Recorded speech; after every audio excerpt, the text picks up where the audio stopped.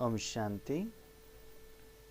आज के वरदान, बाप दादा के वरदान, डेट 29 सितंबर 2022। वरदान है, विनाश के पहले एवर रेडी रहने वाले समान और संपन्न भव। विनाश के पहले एवर रेडी रहने वाले समान और संपन्न भव। तो बाबा कहते हैं, बच्चे देखो, आज आपके साथ आपका पिता है, भगवान है, श्रीमत देने वाला है, शक्ति देने वाला है। तो इस समय आप इतना साधना भी कर रहे हो और सच्चे सुख का अनुभव भी कर रहे हो। लेकिन एक दिन ऐसा आएगा, कलयुग रहेगा, लेकिन बाप दादा नहीं रहेंगे। भले ब्रह्मा बाबा रहेंगे श्री कृष्ण के रूप में, लेकिन उनका पाठ अलग होने के कारण उस समय वो सहयोग नहीं दे सकते हैं। शिव बाबा का पाठ धर्मराज के रूप में हो जाएगा। उस समय आप भगवान को यूज नहीं कर सकते हो। आज हमारे साथ भगवान है, उनका साथ है, सहयोग है, शक्ति है। फिर भी इसके बीच में हमको कितना परिस्थितियां, विघ्न, समस्याएं आ रहे हैं। तो सोच लीजिए, जब भगवान हमारे साथ में नहीं है, दुनिया में हर मनुष्यात्माओं का ऐसा बुरा हालत है, तो उस समय उसका असर हमारे ऊपर कितना होगा। इसीलिए विनाश के पहले, भगवान अपने परम धाम जाने के पहले आप अपना अकाउंट सेटलमेंट करो। अभी क्वेश्चन, सेटलमेंट करने के बाद हम वापस चले जाएंगे ना। बाबा ने कहा आपका अकाउंट सेटलमेंट हो जाएगा तो नया शरीर जरूर मिलेगा। भले थोड़ा कुछ रहा हुआ है तो भी संगम युग का सुख का अनुभूति में मस्त रहो। लेकिन समय के पहले एवर रेडी रहो, तो बाप समान और संपन्न। माना इस दुनिया से कुछ चाहना नहीं है। इतना अपने जो संस्कार, अनुभव, दुआओं का खाता, बाबा के गोद, इसमें आप इतना मस्त रहना चाहिए। नंबर 2, हर एक आत्मा का विनाश अलग अलग समय है। अकाउंट सेटलमेंट होने का समय, ब्रह्मा बाबा का अकाउंट 18 जनवरी 1969 में ही क्लियर हुआ। वैसे ही जब द्वापर युग में ब्रह्मा बाबा आए, बाकी सभी लोगों को त्रेता युग चल रहा था, लेकिन ब्रह्मा बाबा द्वापर युग में आए थे। जैसे मेरी लौकिक माँ आज नॉर्मली सुबह 2 बजे, 2:30 बजे उठ जाते, 2:30। भले दुनिया में अंधेरा है, रात है, लेकिन वो जो नींद से जाग जाती है और अपना काम स्टार्ट कर लेती है। और मैं 3 बजे उठ जाता हूँ, क्योंकि 3:30 बजे तक हमको योग करने के लिए आना है। कोई 7 बजे उठते हैं, कोई 12 बजे भी उठ जाते हैं। तो हर एक का सुबह अलग अलग टाइम है ना। ऐसा नहीं कि सूर्य इस दुनिया में 6:30 बजे आता है, उनका किरण 6:30 बजे आता है तो सारे लोग उसी टाइम पर उठते हैं, ऐसा नहीं है। सूर्य के आना और लोगों को सुबह होना वो अलग अलग है। जो 850 करोड़ आत्माएं, मनुष्यात्मा इस दुनिया में जो आते हैं परमदान से, आने का समय अलग अलग है।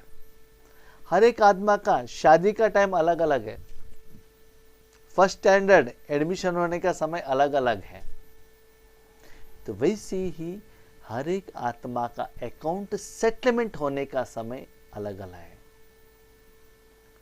इसलिए अपने अकाउंट को देखो, जितना आप में विकर्म विनाश होगा उतना आप खुशी में रहेंगे। जो अच्छाई के साथ एंजॉय करो ना।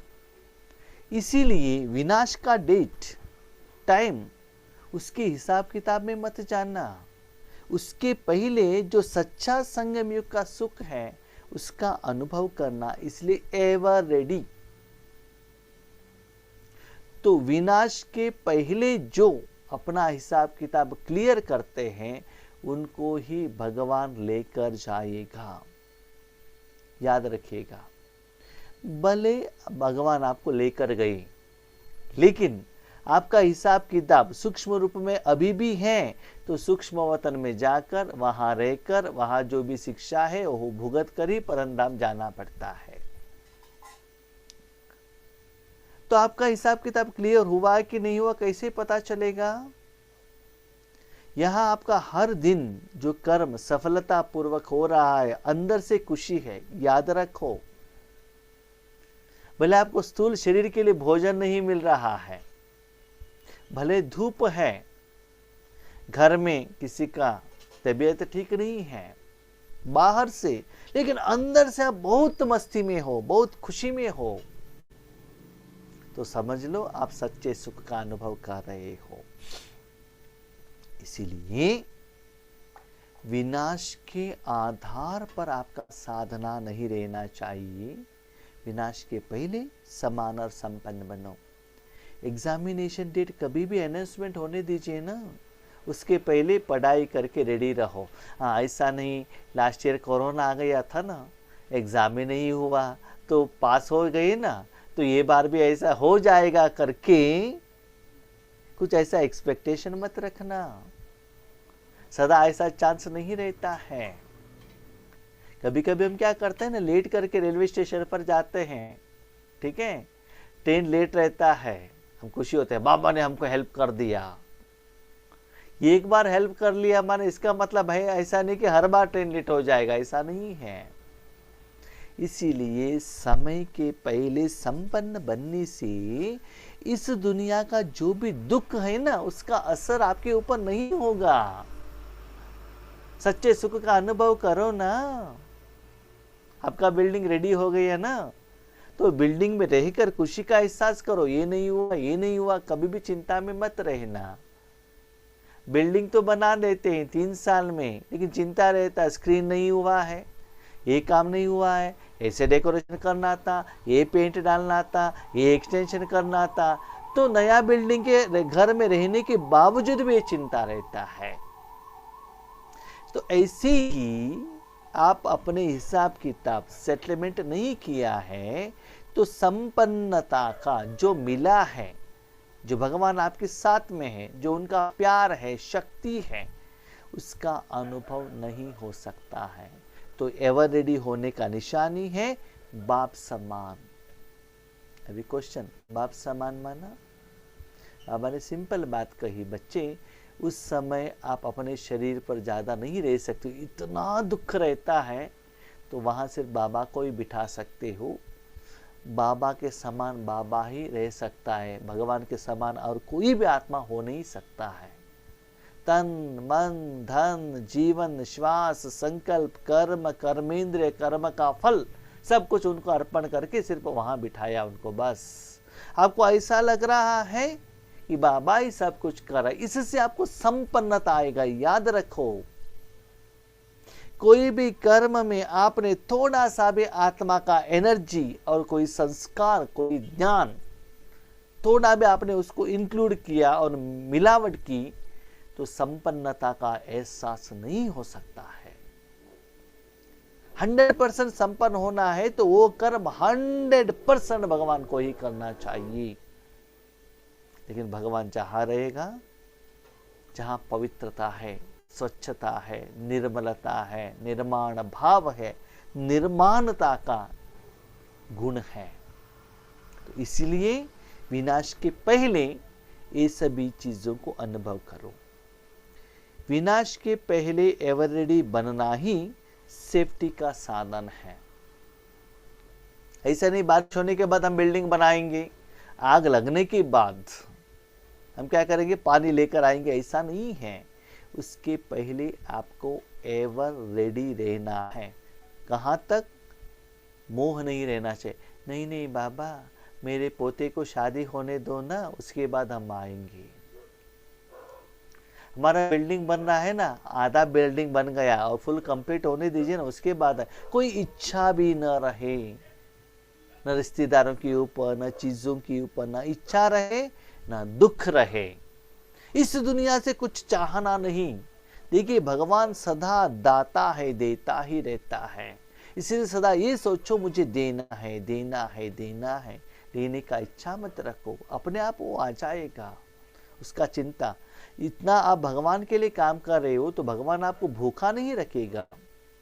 आत्मा के लिए ले लो और आत्मा को पावरफुल बनाओ। बच्चे शरीर के लिए कुछ भी मत रखो, क्योंकि यही शरीर का साधन और रिश्तेदार आपके आगे विनाश हो जाएंगे। नहीं तो उनके पहले आप ही चले गए, समझ लीजिए आप चले गए। सूक्ष्मोत्तर में जाएंगे, सारा हिसाब किताब आपके आगे रहेगा। तब आपको इतना पश्चाताप आएगा, हमने इतना समय ये सारे साधन के लिए रखा और ये सभी साधन, ये सभी बैंक बैलेंस, ये सभी रिश्तेदार, अभी उन सभी लोगों को वहां ही छोड़कर मैं ऊपर आ गया हूं। वही समय आज मैंने पुरुषार्थ और सेवा में लगाया हो था तो सूक्ष्म वतन में इतना दुख अनुभव करने का जरूरत नहीं रहता, क्योंकि आप ज्ञानी हो ना। बाबा ने आपको वार्निंग दिया है ना, हर समय पर आपको बाबा ने सहयोग दिया है ना। बाबा ने देने में कभी भी कम नहीं की, लेकिन आप सीरियस बने तो आपके पास सिर्फ एक ही रहेगा, पश्चाताप का अग्नि। अगर समय मिलता है तो अब वो समझ लो आप संपन्न हो गए, रेडी हो गए। अगर समय मिलता है तो संगम युग की मौज मनाओ। याद रखना बाबा क्या कह रहे हैं, संगम युग का मौज मनाओ। मेरे पास बहुत पैसा है, सिंगापुर जाएंगे ना, उदयपुर जाएंगे ना, वेराइटी यूट्यूब में वेराइटी भोजन बनाए के खाएंगे ना, नया नया वेराइटी का कार लेंगे। कोई हमारे भी के भाई बहन भी कहते और भी कहते, भाई जी वो कितना पैसे वाले जानते हैं? क्यों? उनके घर के आगे लाखों का हिसाब का कार है। क्या कार से सच्चा सुख मिलता है क्या? जो इस सेंटेंस जो भी मुंह से कहते हैं ना, मुझे पता चलता है इन्होंने अभी तक ईश्वरीय सुख का अनुभव नहीं किया है, अभी इंद्रिय सुख में है। इसलिए बाबा कहते मौज मनाओ, लेकिन परमात्मा के साथ का संगम युग का मौज मनाओ। आत्माओं के भी नहीं, शरीर का नहीं, इस दुनिया का कोई भी चीज का नहीं, क्योंकि वो सारे चीज में बच्चे विकार का चार्जिंग पावर है, उसका प्रभाव आपके मन के ऊपर और तन के ऊपर पड़ेगा और भी आप दुखित हो जाएंगे और आप विनाश की तरफ चले जाएंगे। लेकिन रहो एवर रेडी, सदा संगम युग का सुख अनुभव करते रहो। बाबा ने बुलाया, एवर रेडी। किसके लिए? सेवा के लिए, अपने घर जाने के लिए, कहाँ भी बाबा ने बुलाए तो जाते रहना चाहिए बस। क्योंकि फाइनल विनाश की डेट कभी भी पहले मालूम नहीं पड़ेगी। कैसे मालूम होगा? सभी लोगों के एक ही टाइम नहीं है ना, हर एक का अलग अलग है ना। अब कितना भी सेवा करो, लेकिन बाबा किसी को भी फाइनल डेट नहीं बताएगा। अचानक होना है, वो कभी भी हो सकता है, कहाँ भी हो सकता है। ऐसा नहीं आपको एग्जाम, रिटर्न एग्जाम देने के लिए स्कूल आना पड़ता है, ऐसा कुछ नहीं। कभी भी कोई सेकंड भी आ सकता है। एवर रेडी नहीं होंगे तो धोखा हो जाएगा, इसलिए एवर रेडी रहो। एवर रेडी रहो माना सदा ईश्वरीय सुख में, मौज में सदा रहो। ठीक है। हम क्या करते हैं, रिसेंट बाबा मुरली में कहा था ना, बाबा 1936 से विनाश के बारे में हम बता रहे हैं ना। हमने बहुत कुछ त्याग किया, नींद नहीं की, टीवी नहीं देखी, फिल्म नहीं देखा, लेकिन विनाश हुआ ही नहीं। सुख भी नहीं मिला, ईश्वरीय सुख भी नहीं मिल रहा है। अभी क्या करें? समस्या का समाधान भी नहीं हो रहा है, सच्चे सुख का अनुभव भी नहीं हो रहा है। क्यों? क्योंकि बाबा को आपने इस जन्म के लिए, इस शरीर के कोई ख्वाहिश पूर्ण करने के लिए भगवान को यूज किया ना, सारे अकाउंट का सेटलमेंट नहीं किया है ना, विश्व के लिए शक्ति नहीं दिया है ना, इसलिए सूक्ष्म रूप में वो समस्याएं विघ्न के रूप में आपके बीच में आते हैं। इसलिए तपस्या को तीव्र करो, साधना को तीव्र करो, सेटलमेंट करो। जितना सेटलमेंट करते रहेंगे आपको ऐसा लगेगा कि आपका मन अंदर रहे। याद रखो, आप जितना मन को बाहर भेजते हैं उतना समझ लो समस्या का आप इनवाइट कर रहे हैं। जितना आप अंदर रहेंगे, अंतर्मुखता में रहेंगे, चुपचाप रहेंगे, मन को जितना काम नहीं देंगे, आराम से स्वस्थ स्थिति में, स्वरूप में, आत्मा और परमात्मा में रखेंगे, उतना आप सेफ हैं और सच्ची जिंदगी का सुख का आप अनुभव करेंगे। याद रखिएगा, सच्चा सुख बाहर नहीं है, अंदर है। न फॉरेन में है, न तन में है, न इंद्रिय सुख में है, न कोई मनुष्यात्मा दे सकता है, न पंचतत्व दे सकता है, न स्थूल दुनिया में है। सच्चा सुख आपके अपने अंदर में है, आपके अपने पिता में है। इसलिए सदा याद रखो, धोखा मत खाना, एवरीडे लेना। सदा याद रखो कि हम और बाप सदा साथ हैं। बाबा को साथ में रखो। ऐसे आगे बढ़ते जाएंगे, आपको ऐसा लगेगा भले आपके पास कितना भी अच्छा बिल्डिंग हो, कार हो, कितना भी हो, वो कुछ मेरा नहीं है, सिर्फ बाबा मेरा है, साथ में है, वही सच्चा मेरा रिश्तेदार है। जैसे बाप संपन्न है, वैसे साथ रहने वाले भी समान और संपन्न हो जाएंगे। जैसा संग वैसा रंग। जिनके साथ आप ज्यादा समय रहेंगे उतना उनका गुण, विशेषता, उनका जो धारणा, धर्म या अवगुण जो भी है वो आप में आता ही रहेगा। अभी समझ लो, अब ज्यादा ईश्वरीय परिवार वालों के साथ रहते हो तो क्या होता है, ओम शांति कहते रहते हैं ना। जैसे कि मुझे भी अभी प्रैक्टिस हो गई, किसी ने फोन कर दिया तो ओम शांति कह देता हूं। उसके बाद पता चलता है कि वो लौकिक वाला है कि अलौकिक वाले है कि गवर्नमेंट वालों ने फोन किया, पता ही नहीं चलता है। कभी कभी फोन रखता हूं तो ओम शांति कह देता, क्योंकि प्रैक्टिस हो जाता है। ऐसे कि सभी लोगों में मुझे प्रैक्टिस हो गया थैंक यू कहने का। और भोजन में जो थाली में जो भी लिया है ना, वो सभी क्लीन करने को प्रैक्टिस, संस्कार बन गया है। कहां भी जाओ, कुछ भी करो, वो आता ही रहता है। और कुछ कर्म होने के बाद तुरंत बाबा को थैंक यू मन से आ जाता है। मुख से आता है कि नहीं आता है, मन से तो आ जाता है, क्योंकि वो संस्कार बन गया है। इसलिए बाबा कहते जितना समय आप जिनके साथ रहेंगे वही गुण, वही विशेषता आपको आता रहेगा और बाप समान और बाप के समान संपन्न भी बनते जाएंगे। समान बनने वाले ही साथ चलेंगे। बाबा के साथ कौन जा सकता है?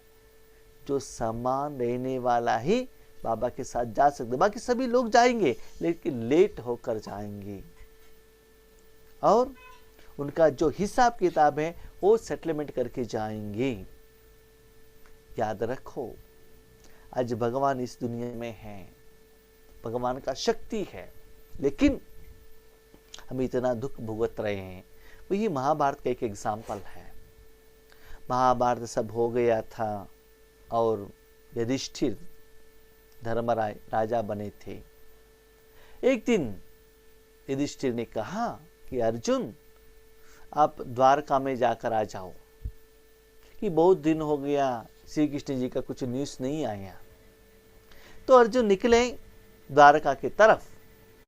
बीच में कुछ लोगों के बीच में कुछ झगड़ा चल रहा था।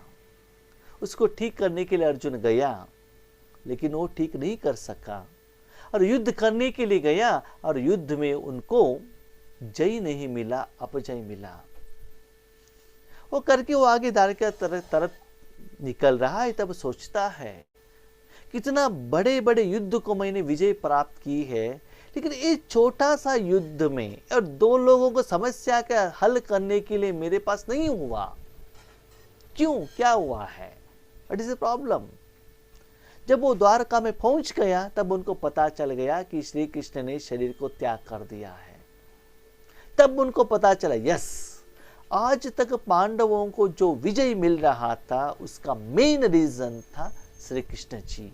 भले स्थूल रूप में वो मेरे साथ रहे या न रहे, सदा श्री कृष्ण जी सूक्ष्म रूप में हमारे साथ थे, इसलिए उनके कारण हमको विजय मिला था। वो उनको पता चल गया और तुरंत आते ही अर्जुन ने कहा, देखिए हमारे जिंदगी में हम विजय के पीछे हैं, वो संस्कार हमको बन गया है, लेकिन आज श्री कृष्ण जी नहीं है तो हम नीचे चले जाएंगे, अपजय आएंगे, वो हमको सहन नहीं कर सकते हैं। जहाँ श्री कृष्ण जी नहीं रहेंगे वहाँ हम रहना नहीं है, हम चले जाएंगे। तो उन्होंने अपने बच्चों को राज्य देकर स्वर्ग की तरफ चले गए, ऐसे कहानी है। यही भगवान कहते हैं, बच्चे देखो आज भगवान आपके साथ में है, इसलिए हर बात में भले ज्ञान सुनाओ, योग कराओ, चाहे लौकिक हो, हर बात में आपको सफलता का एहसास होता है। लेकिन भगवान नहीं है, आप अकेले हो जाएंगे, इतना रिजल्ट्स आपके पास नहीं रहेगा।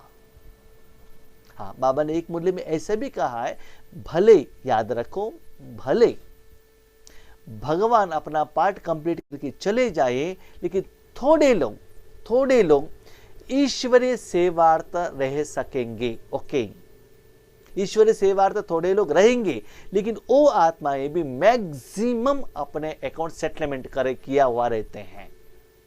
इसलिए जब भगवान यहाँ है उस समय अकाउंट सेटलमेंट करो। ईश्वरीय सेवार्थ रहना देन इट इज ओके, तो दुनिया का विनाश का प्रभाव आपके ऊपर नहीं आएगा, क्योंकि उसके पहले ही आपने अकाउंट सेटलमेंट कर लिया है। इसीलिए बाबा कहते हैं, बच्चे तपस्या करो, योग करो और अकाउंट सेटलमेंट करो, नहीं तो विनाश के समय पर भगवान नहीं है तो सेटलमेंट नहीं कर सकते हैं। जब एक बार भगवान परमधाम में चले गए, तब तक जो कमाई आपने की थी उतना ही आपके पास रहेगा। उसके बाद आपके पास जो भी है वो देना पड़ेगा, नया कमाई आप नहीं कर सकते। अभी याद रखो, एक फैक्ट्री में आप काम कर रहे हो, फैक्ट्री मालिक ही नहीं है, फैक्ट्री क्लोज कर दिया है, तो आपको काम मिलेगा, आपको सैलरी मिलेगा, आप ओवर टाइम कर सकते हो? नहीं है ना। क्या कर सकते हो? जिस समय फैक्ट्री ओपन था उस समय आपने जॉब करके जो सेविंग्स रखा है, उस सेविंग्स द्वारा अपने खर्चा को मेंटेन कर सकते हो और किसी को दे सकते हो, लेकिन उस समय आप कमाई नहीं कर सकते हो। इसीलिए जब तक भगवान यहां है तब तक आप कमाई कर सकते हो, उसके बाद नहीं। तो जब भगवान यहां से निकल जाएगा, समझ लो विनाश। जब सूर्य यहां से चला गया, अंधेरा आ जाएगा, दोबारा नहीं होगा। इसलिए उसके लिए ज्यादा अटेंशन रखो। स्लोगन, जिनका स्वभाव निर्मल है उनके हर कदम में सफलता समाई हुई है।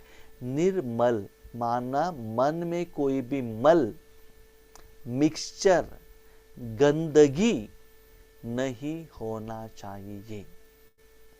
जिनका मन किसी के कल्याणार्थ, शुभ भावना, शुभ कामना से संपन्न, जिनका स्वभाव, अपना भाव भले अपने के प्रति या और किसी के प्रति निर्मल है, उनके हर कदम में सफलता है। निर्मल माना ना कोई इच्छा, ये चाहिए वो चाहिए नहीं, स्व मेरा भाव मेरे प्रति, और सदा जिनको भी देना है उसका कल्याण हो। याद रखो, कल्याण माना आत्मा का कल्याण हो। और एक बात नोट रखिएगा, याद रखिएगा, इस दुनिया में कोई भी चैतन्य चीज, स्थूल चीज, भगवान की शक्ति से ही कल्याण होता है और किसी से भी कल्याण नहीं होगा। जब तक इस दुनिया में भगवान न आए, भगवान की शक्ति उस चीजों के ऊपर नहीं आई, नहीं पड़ी है, तब तक वो चीज भले जड़ हो भले चैतन्य हो, उसमें कल्याण नहीं हुआ। जितना भगवान की शक्ति आपके द्वारा जिनको भी देते जाते हो, आप क्या सोचते हो हम बहुत पैसा कमाएंगे और बच्चों के देंगे? अभी बताओ, पैसा जब कमाते हो उसको उसमें भगवान है उसमें भगवान नहीं है ना? ठीक है, भगवान के याद में आप भगवान पैसे कमा रहे हो, लेकिन पैसे कमाने के समय पर कितना समय बाबा को याद कर सकते हो, कितना अटेंशन रख सकते हो? बहुत कम है ना। इसलिए जिनको भी जो देना चाहते हो तो रूहानी कमाई दो, तब से उससे आपका भी इंप्रूवमेंट होगा और आपका ऑलराउंड इंप्रूवमेंट होगा। इसलिए सफलता जन्मसिद्ध अधिकार है, संगम में ही मिलता है। इसका मतलब भगवान की शक्ति उन लोगों तक जाकर पहुंच जाएगा, भले आत्माएं हो चले भले पंच तत्व हो, उसका रिटर्न में जो फल मिलता है दैट इज सफलता। इसलिए मन को निर्मल रखो, सदा एक ही बात याद रखना, भगवान की शक्ति देने के लिए मुझे साधन बनना है। बस मेरे बच्चों के लिए शादी करना चाहिए, गहने देने चाहिए, कपड़ा देना चाहिए, ठीक है, वो सभी करो, साथ साथ में ये करते चलो। और आप जितना ऐसे करते जाते हो ना, आपके बच्चों का शादी का पैसा बच जाएगा। समझ लो आपके बच्चे बीके बन गए तो आपको कितना बच जाएगा ना। ऐसा नहीं कि सबकी जिंदगी में ऐसा होगा, ऐसा नहीं है।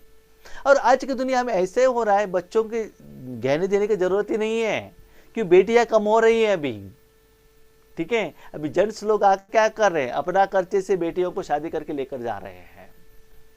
ऐसा मत समझना आपने पैसा ज्यादा दिया और शादी के लिए बहुत पैसा ज्यादा खर्चा किया, गहने दिया, इसके कारण आपके बेटी खुश रहेगी, हो ही नहीं सकता है। जिनके पास जितना ज्यादा पैसा है, क्या वो लोग खुश हैं क्या? याद रखो अपने जिंदगी में, जब आपके पास पैसा कम था आप खुश थे, आज पैसा ज्यादा है इसलिए खुश नहीं हो, खुशी कम हो गई है। इसलिए सीक्रेट को जानो, आपका भी कल्याण होना है, दुनिया के कल्याण।